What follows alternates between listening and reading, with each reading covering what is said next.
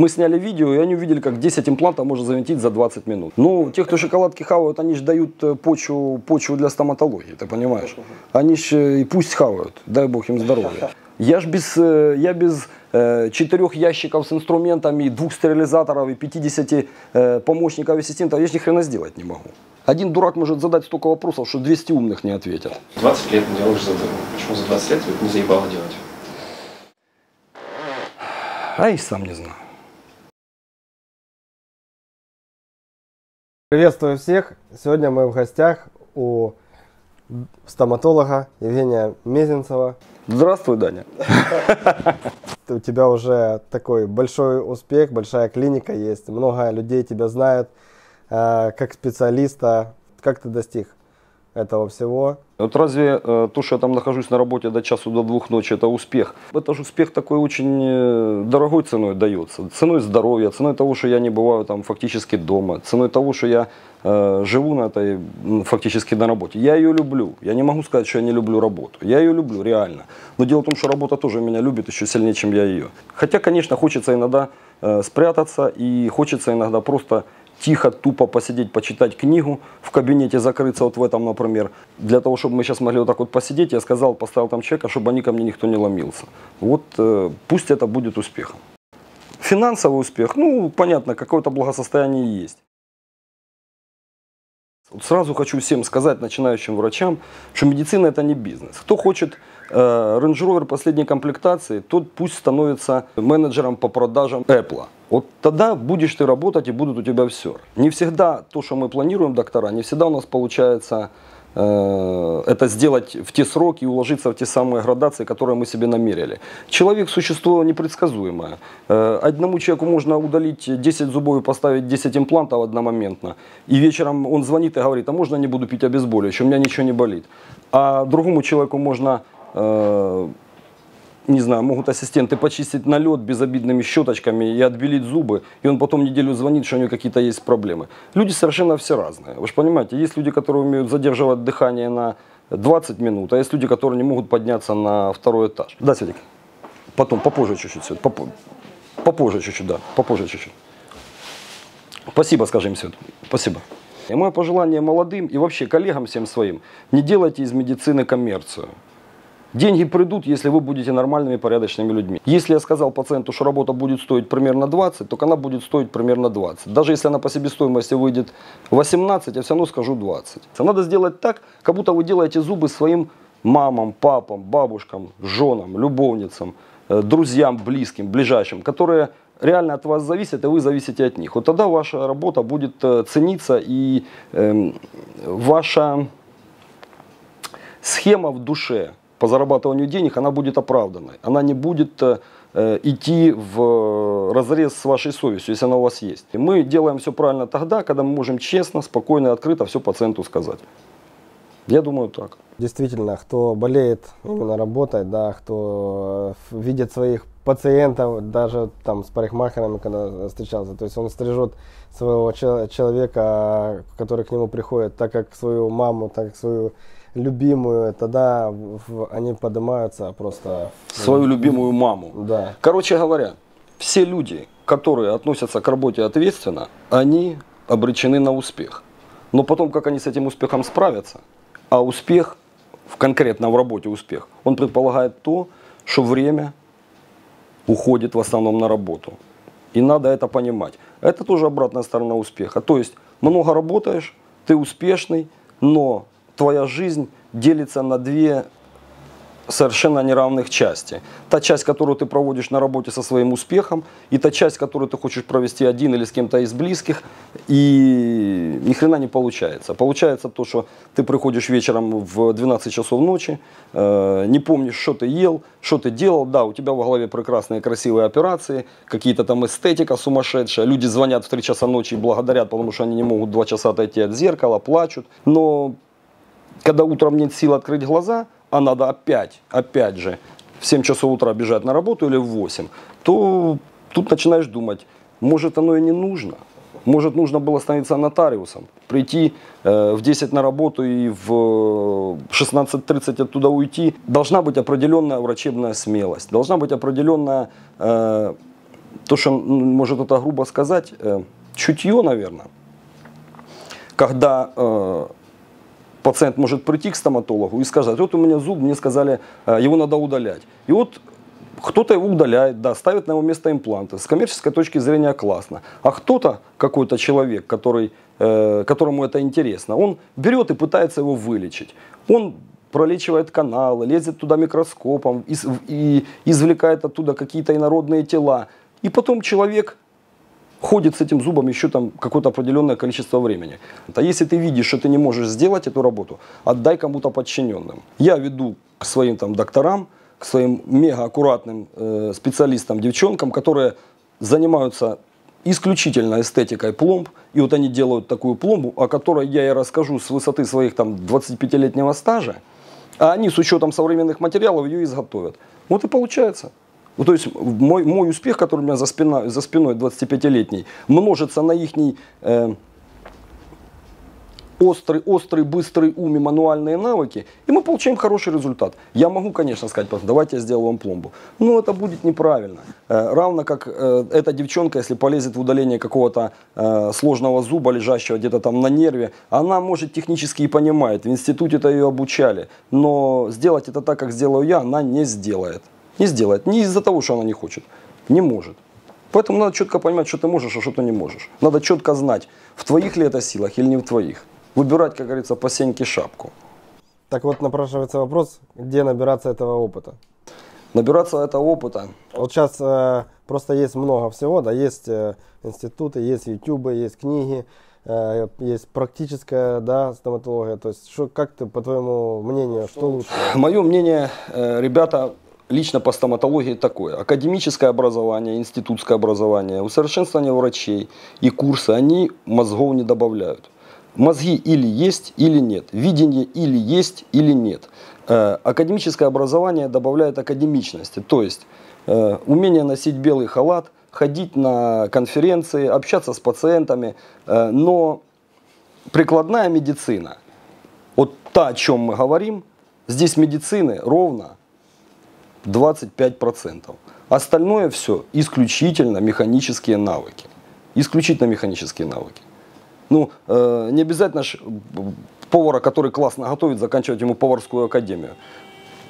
Как говорил Бранемарк, который придумал имплант, он говорит, я могу объяснить каждый случай отторжения импланта. Я могу объяснить, могу обосновать, но я не знаю, почему они приживаются. Я не могу объяснить. Изобретатель имплантов. Вот так он сказал. И я ему преклоняюсь. Я понимаю, что это человек со смелым мозгом, который решил, попробовал и завинтил таки этот титановый саморез кому-то в башку. А какие еще посоветуешь? Может быть, конференции посетить? Конференции надо посещать обязательно. Докторам, я был везде и дружу практически со всеми ведущими стоматологами СНГ, и не только СНГ, и зарубежья, и дальнего, и ближнего, и общаемся с коллегами. То есть фактически у меня есть пациенты в любом конце мира, и в любом практически городе мира у меня есть врачи, к которым мои пациенты, после того, как я делаю какие-то сложные работы, они ходят и обслуживаются.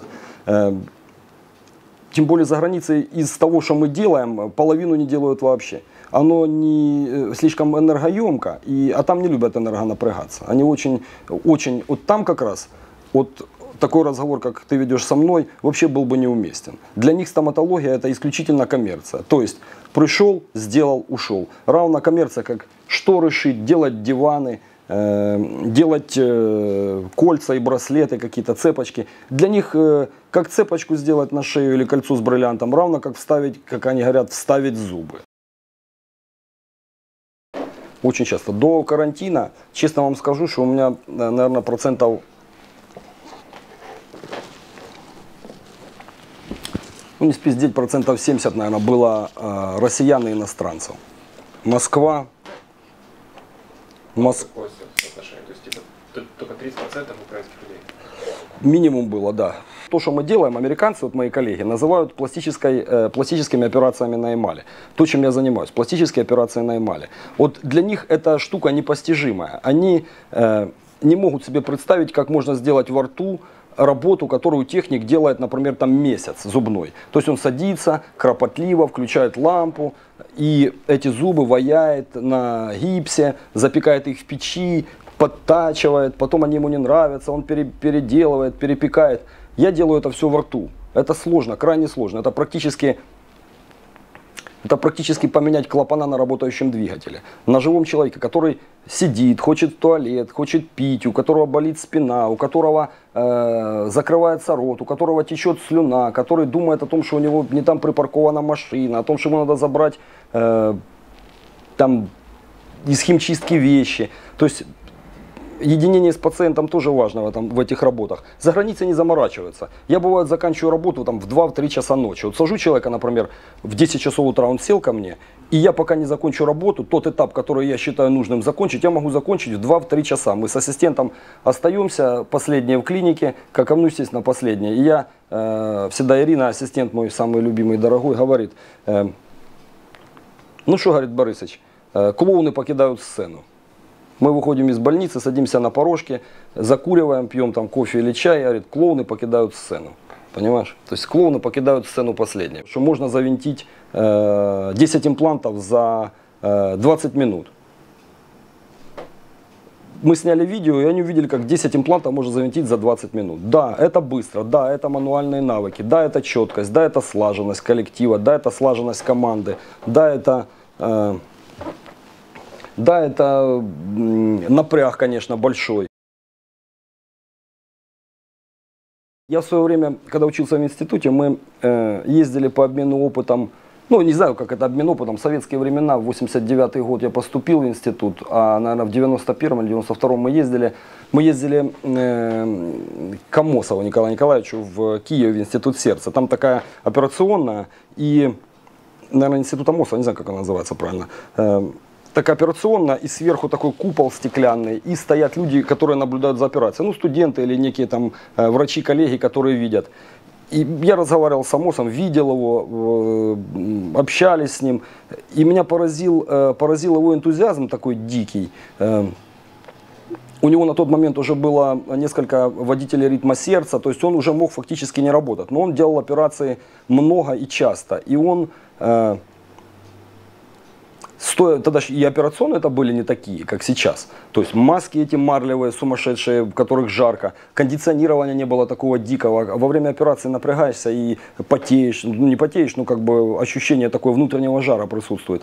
Так вот, пока они делали операцию, у Амосова сменилось 2 или 3 бригады ассистентов. Ему на тот момент уже было ну, что-то такое между 70 плюс, между 70 и 80. И он выстоял операцию. Человек, звезда, человек светила, который простоял на этой операции, и с него тек пот, ему давали пить воду из чашечки, а он, не отрываясь, смотрел, оперировал открытое сердце. Это сумасшествие. Мне было тогда лет, наверное, 18 или 19, меня настолько это поразило. И тут я могу себе представить альтернативу этому всему, когда доктор говорит, да, у меня рабочий день закончился, я, наверное, пойду. Куда ты пойдешь? А куда ты отправишь этого дурака с разноцветными зубами, у которого верх белый, а низ рыжий? Ну тоже же надо думать, сейчас придет девочка домой или мальчик. У него все же начнут спрашивать, ну что? Он откроет рот, а там фонарь волоколамский. И что мы получаем? Надо чувствовать чужую боль. Но в медицине, к сожалению, так не получается. Атрофируются люди. Атрофируются врачи, атрофируются хирурги, стоматологи атрофируются, становятся циничными. Да и я там, что греха таить, тоже не всегда как бы вникаю. Ну, не вникаю я, наверное, потому что у меня никогда не болели зубы. У меня все зубы целые, слава богу. Там одна пломба, может, стоит какая-то во рту. Но я понимаю, ну, я как бы человек очень дисциплинированный. И я понимаю, что если мне надо, я буду терпеть любую боль. Я видел, как вправляют открытые переломы людям, и они говорят, ну, слышно. То есть это люди с дисциплиной. А есть люди, которым делают массажи, они стонут и верещат. То есть это люди с низкой дисциплиной и...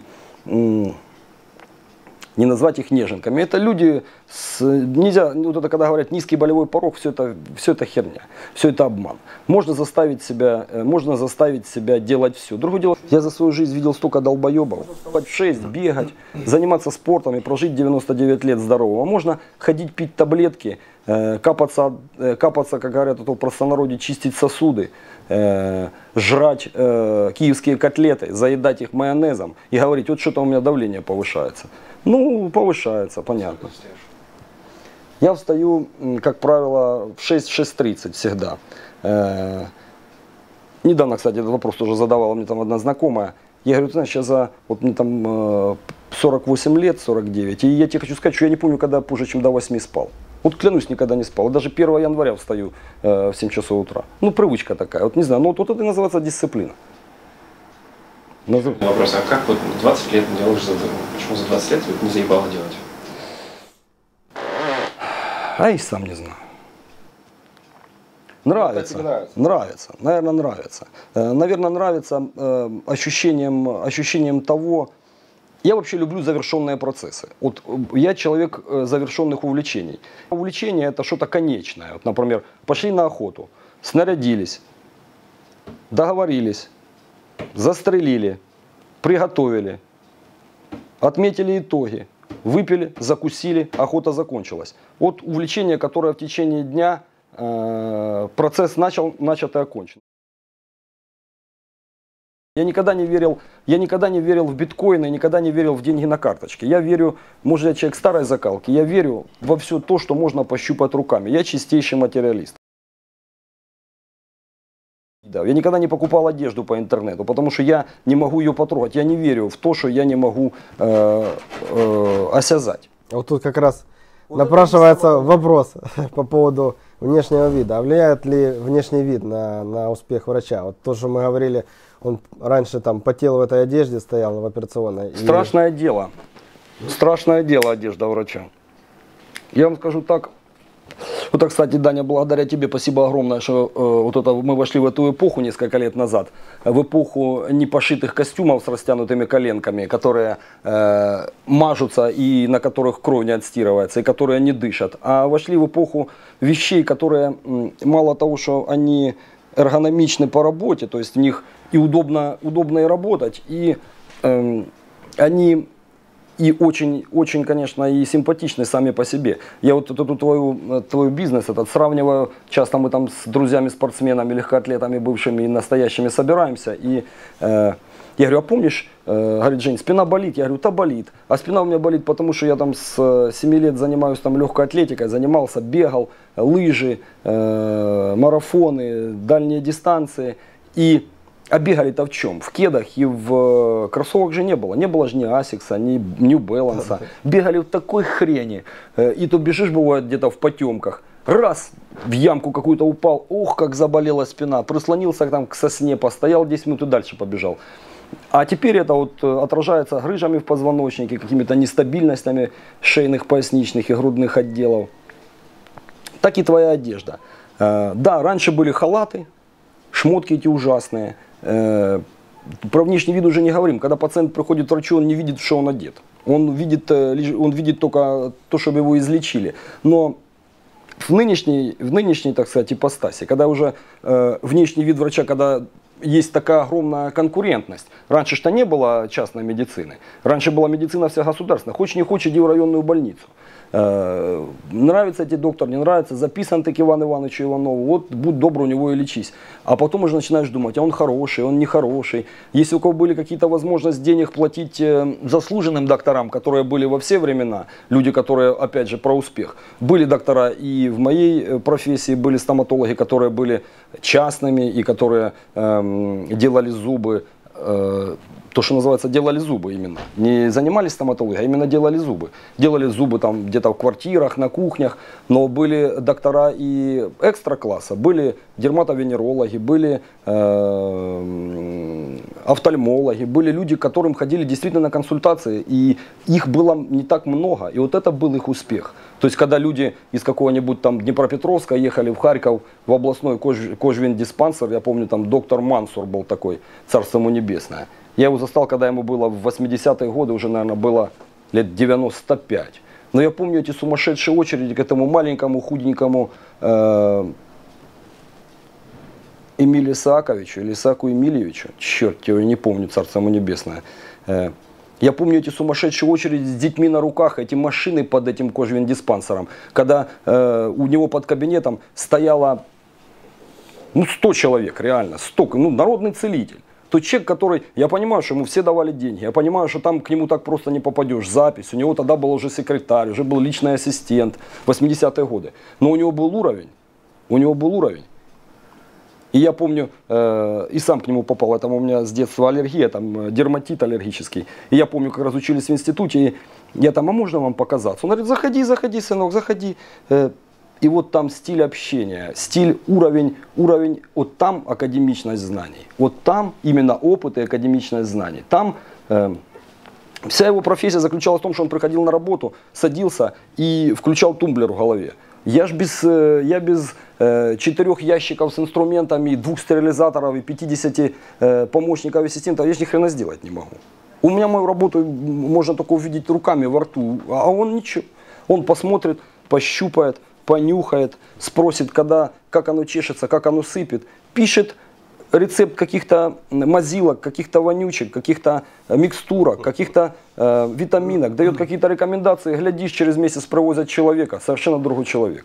Вот это уровень медицины тоже, вот это тоже уровень успеха. Вообще не такой, как у меня, с моим вообще имеет мало, хотя в определенной степени консультации грамотного стоматолога тоже решают пациентам очень много, и в финансовом, и во временном, и в моральном аспекте решают много. Но вот это была именно академичность медицины. Вот таких людей стоит учиться.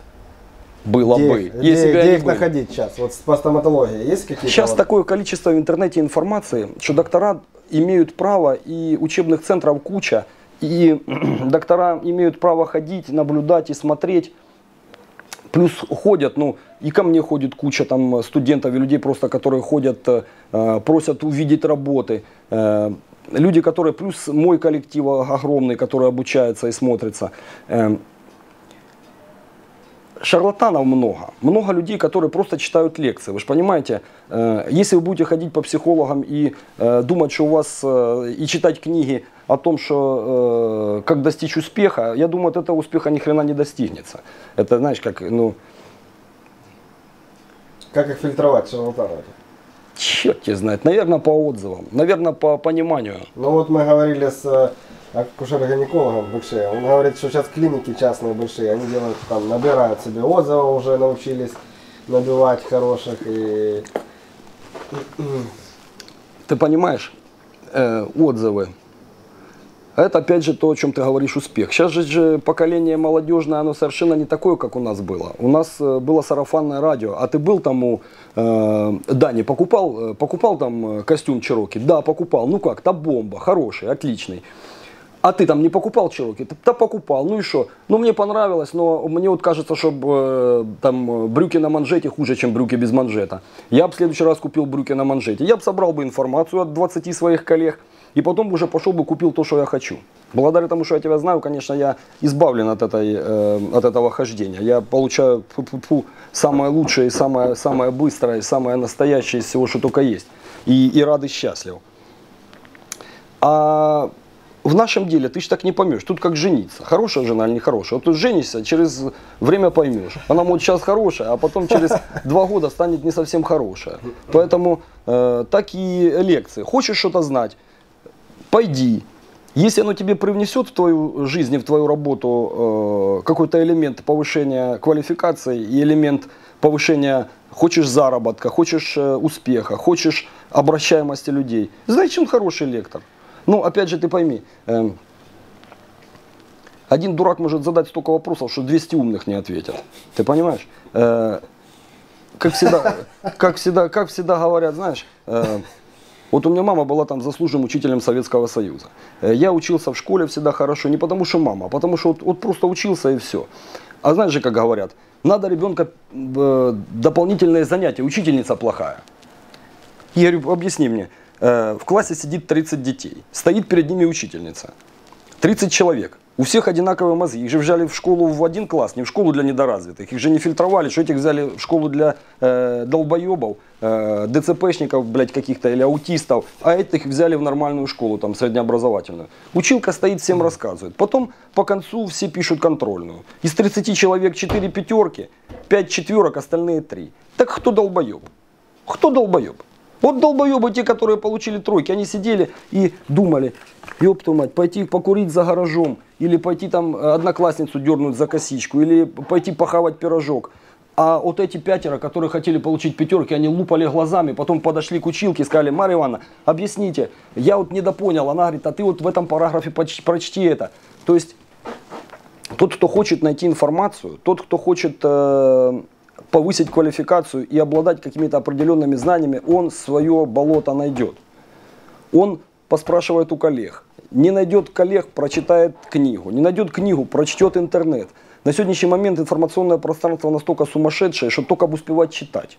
Если раньше за этими книгами охотились, их, ну и сейчас-то, в общем-то, книги сумасшедшие, там, они выходят малыми экземплярами. Вот книги таких там мастеров, как вот, например, там, Бельсер, вот они выходят редкими экземплярами, и количество этой книги, вот я вам сейчас скажу, количество книги 15-го года издания, а количество экземпляров этой книги, ребята,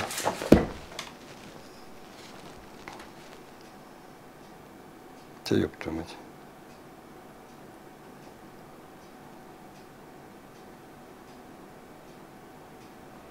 А количество ее 4000 экземпляров. Вот так. 4. А стоит книга там 300 или 400 долларов. А количество 4000 экземпляров. И ты пойди ее, эту книгу найди. Понимаешь? Вот пойди ее найди. Они-то есть. Но другой доктор подумает: купить мне, собрать деньги на квартиру или пойти купить книгу. Понимаешь? Книга стоит денег. И в книге есть знания определенные академические. Но тут включается уже вот это. Зарабатываю ли я деньги для того, чтобы купить квартиру, или я хочу быть хорошим врачом и совершенными деньги потом ко мне придут? А? Как с костюмами. Как с костюмами, конечно. Брать, можно нашить за деньги на Чироки 3 костюма. Копии, да. Да, можно нашить костюм. Того же цвета и да, того же... но будет очко. Да. Мы понимаем это. Мы понимаем. Можно купить ламинат за 300 гривен, постелить его, потом на него капнет кофе, и он у тебя выльется. А купил бы за 450, он бы служил тебе 20 лет. Тоже надо просчитывать это все и смотреть. Бог его знает. Все абсолютно относительно. Относительно. И понять, как оно работает, может только в опыте и в процессе жизни. Потому что так же, как стоматология. Одни люди аккуратно относятся к зубам, другие неаккуратно. Одни... Шоколадки хавают каждый день, да, вторые... Ну, те, кто шоколадки хавают, они же дают почву для стоматологии, ты понимаешь? Они же и пусть хавают, дай бог им здоровья. Чтобы тут уже бизнес, понимаешь? Ну, опять же, знаешь, я тебе скажу, можно всю жизнь курить и бухать, и прожить 99 лет. А можно всю жизнь сидеть на здоровом образе жизни и на здоровом питании, обливаться холодной водой и крякнуть от инсульта. Это все же, опять же, относительно. Тут как карта ляжет. Все где-то там, вот там у них. Вот они знают, они что-то в этом волокут. Мы не волокем вообще. Мы можем только предполагать и стараться. Понятно, что лучше курить, лучше не бегать и не курить, чем курить и бегать. Понимаешь? А лучше не курить и не бегать, как многие считают. Поэтому все относительно. Скажи, пожалуйста, сейчас у меня вопрос еще есть. Какой самый смешной случай у тебя? Блядь, у вас пленки не хватит на смешные случаи. Я за свою жизнь видел столько долбоебов, что ты даже себе не то, что представить, ты даже таких казуистических моментов даже, наверное, в Comedy Club хер кто снимет, понимаешь? Ну, даже и припомнить не могу. Уматных идиотов в нашем деле куча, масса. Уматная была у меня тетка, которая ходила, вот она добивалась ко мне где-то, наверное, полгода. Она приходила в регистратуру, все говорили: к вам пришла шизофреничка. К вам пришла шизофреничка, она добивается до вас. Она хочет, чтобы вы поставили ей пломбу. Давно дело было, наверное, 20 назад или 15, только я начинал. К вам пришла шизофреничка, она добивается вас, она хочет только к вам. Думаю, секунду, 20 лет назад, то есть это уже 20. штамп, да? То есть уже были люди, которые на тебя работали 20 лет назад? Да, нет, это была регистратура, ну, конечно, регистратура была всегда, а как же без нее? Как ты, должен человек, который кого-то встретит, кого-то приведет и кому-то скажет, к вам пришла тетка, которая хочет с вами поговорить. А что ж она ломанется в дверь, если я там что-то делаю? Она говорит, вот я ставлю пломбу, была там на кафедре, была там в той клинике, была в той клинике, была в той больнице, была в той больнице, в районной. Вот мне ставят пломбу, и она все время выпадает.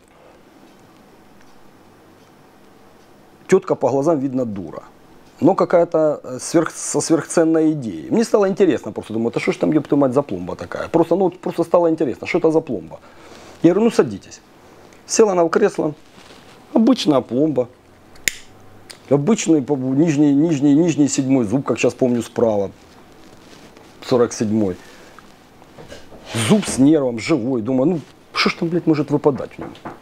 Да. Да, Ириш. Здравствуйте.